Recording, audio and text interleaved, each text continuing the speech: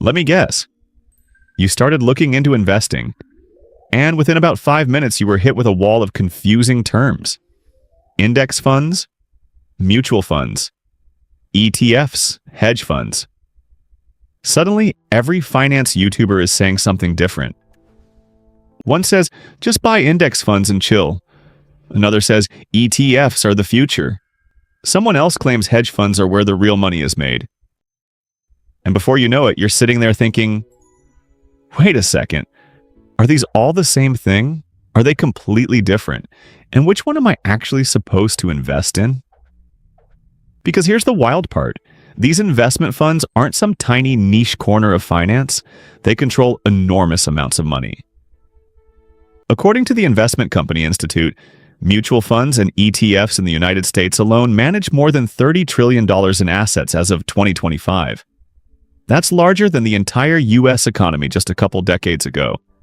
And hedge funds? Globally, they manage around $4 trillion, according to data from hedge fund research. So, yeah, there's a lot of money involved here. But despite that, most people don't really understand the differences between these types of investments. Finance has a funny way of making simple ideas sound way more complicated than they actually are. So in this video, I'm going to break everything down in plain English. We're going to talk about what a fund actually is, the difference between index funds, mutual funds, ETFs and hedge funds, the fees involved, the risks, and most importantly, which ones most experts say work best for everyday investors. By the end of this video, you'll understand something that many people spend years investing without fully grasping. I'm Jack, and I take the financial topics that normally sound confusing and turn them into clear, practical ideas anyone can understand. If you enjoy learning about money this way, hit that subscribe button and give this video a thumbs up. We're just getting started. All right, let's start with the most important concept of all. What exactly is a fund? The easiest way to understand this is to imagine a group of friends throwing a party. Let's say one person tries to pay for everything.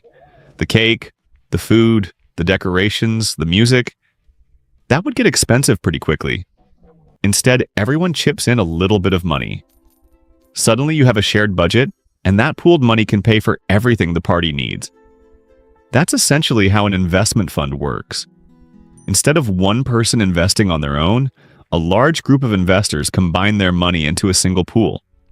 That money is then invested across different assets like stocks, bonds, real estate, or other financial investments. Each investor owns a small share of the fund, and their returns depend on how the investments inside that fund perform. The big advantage here is diversification. Rather than trying to buy dozens or even hundreds of different investments yourself, the fund does it for you. And that brings us to the first and probably most talked about type of fund today, the index fund. If you've spent any time in personal finance communities, you've probably heard someone say something like, just buy an index fund and forget about it. And while that sounds overly simple, there's actually a lot of logic behind that advice. To understand index funds, we first need to talk about something called an index. An index is basically a list of companies that represents part of the stock market. The most famous example in the United States is the S&P 500. This index tracks 500 of the largest publicly traded companies in America. We're talking about companies like Apple, Microsoft, Amazon, Nvidia, Google's parent company Alphabet, and Berkshire Hathaway. According to S&P Global, these 500 companies represent roughly 80% of the total value of the entire U.S. stock market. So when you hear someone say the market was up today, there's a good chance they're referring to the S&P 500. An index fund simply copies one of these indexes. Instead of a manager trying to pick winning stocks, the fund just buys all the companies in the index and mirrors its performance. There's no guessing which companies will win. There's no complicated strategy. The goal is simply to follow the market. And interestingly, that approach has worked very well historically. Data from Morningstar and Ibbotson shows that the S&P 500 has delivered an average return of around 10% per year since 1926. That's why legendary investor Warren Buffett has repeatedly said that most people would be better off simply investing in a low-cost S&P 500 index fund. But one of the biggest advantages of index funds is cost. Because no one is actively managing the investments, the fees are extremely low.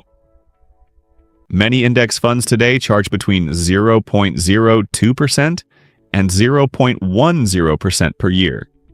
For example, the Vanguard S&P 500 ETF equivalent fund charges about 0.03%, and some Fidelity index funds even charge zero management fees.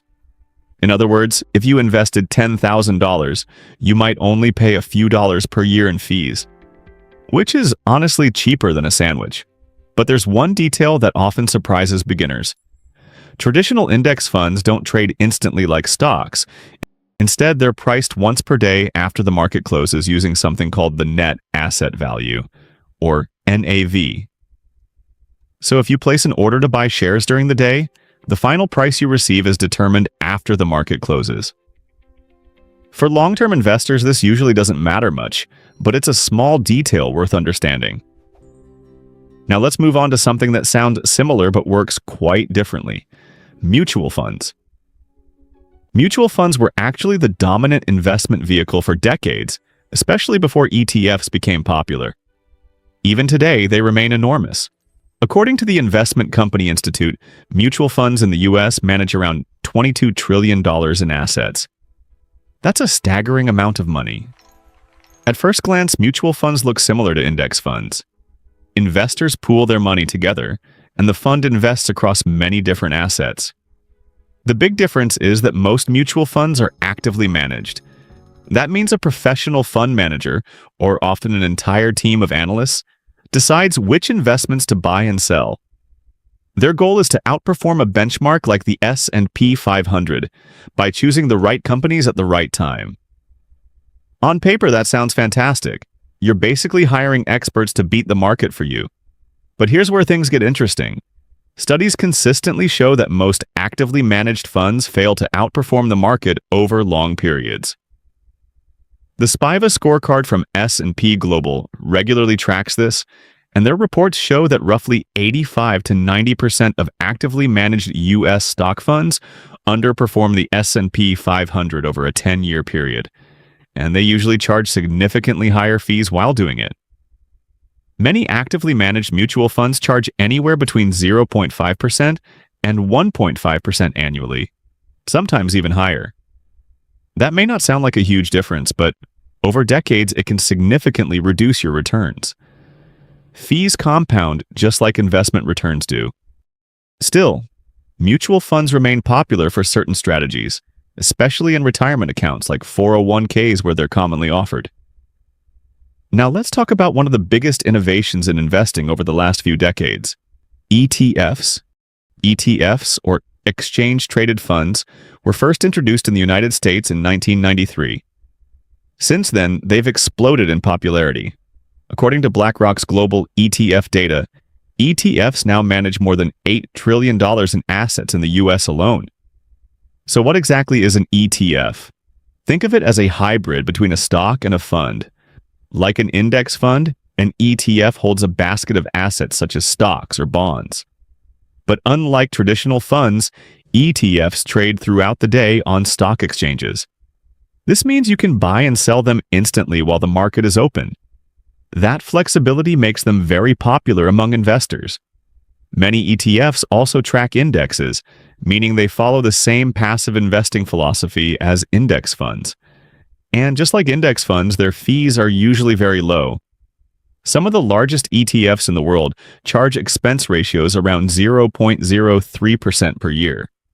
Some of the most popular ETFs include funds that track the S&P 500, the NASDAQ 100, or even the entire U.S. stock market.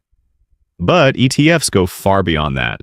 Today you can find ETFs that focus on technology companies, dividend-paying stocks, bonds, commodities like gold, clean energy companies, or even artificial intelligence. If there's a theme or market sector you can think of, chances are someone has created an ETF for it. And because many brokerages now offer commission-free trading, buying ETFs has become extremely accessible. Finally, let's talk about the one category that sounds the most mysterious: hedge funds. Hedge funds operate in a completely different world from the other funds we've discussed. They're private investment funds that typically accept money only from wealthy individuals and institutions. In the United States, investors generally need to qualify as accredited investors, which usually means earning more than $200,000 per year, or having a net worth over $1 million excluding their home, according to rules from the SEC. Hedge funds have far more freedom in how they invest. While index funds simply follow the market, hedge funds may use complex strategies such as short-selling stocks, borrowing money to increase their investment exposure, trading derivatives, or making large bets based on global economic trends.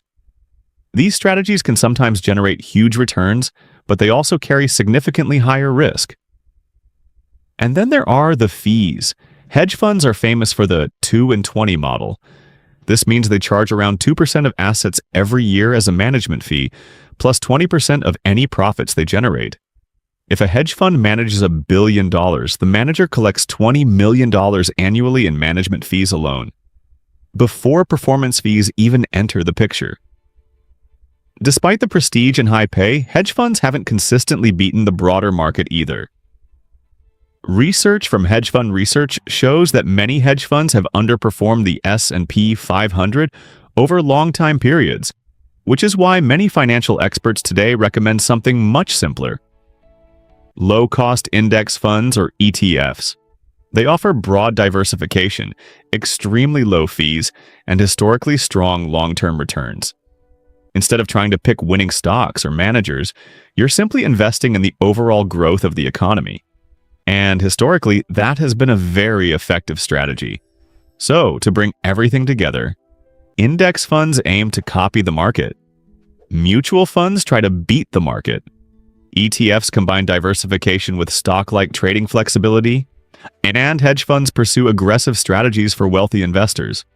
For most everyday investors, the simplest approach often turns out to be the most powerful: low-cost diversified funds held over the long term. If you found this video helpful, make sure you hit the like button and subscribe to the channel for more simple explanations about money and investing. And if you want to learn how the wealthiest investors build their portfolios over decades, check out the next video on screen. Trust me, you don't want to miss that one. Thanks for watching, and I'll see you in the next video.